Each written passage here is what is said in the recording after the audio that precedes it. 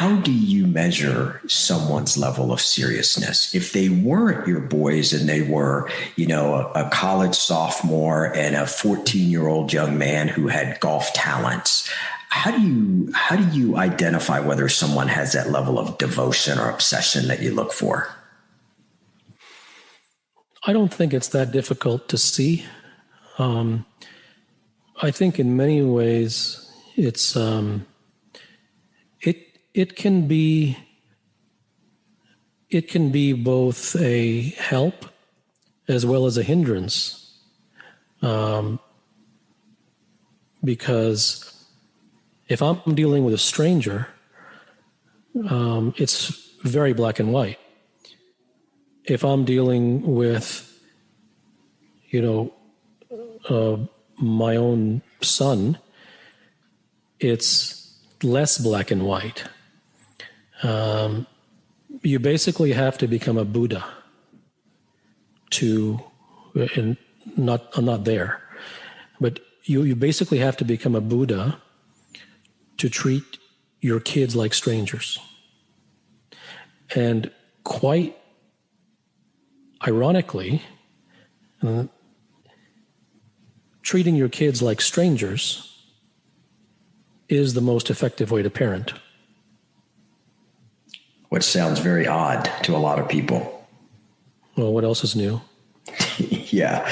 And speaking of that, I don't know, I'm sure you remember, but you actually published publicly a letter to Amen after that U.S. Amateur. Do you remember writing it? Do you remember what you put in there? It touched me. I remember it was a picture, and I don't remember. Did I write something? Yes. And some very thoughtful, heartfelt words. I assume you don't remember the words. No.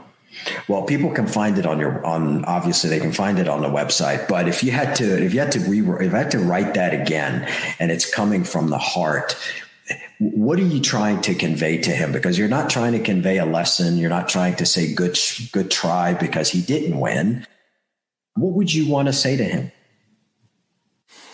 It would honestly, the answer to that is I would say whatever is, I would say in relation to what is asked, because when you say, what did you want to say?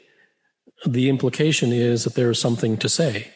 The implication, and that's coming from the implication of saying something to console or feel better or whatever it is. And those things just don't work, right? So it isn't about saying something to lift someone up, and it isn't about saying something to put someone down. Both of those things are untrue.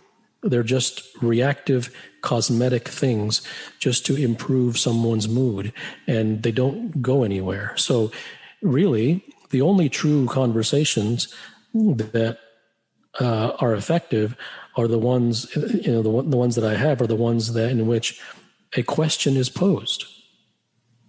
There's nothing for me to offer.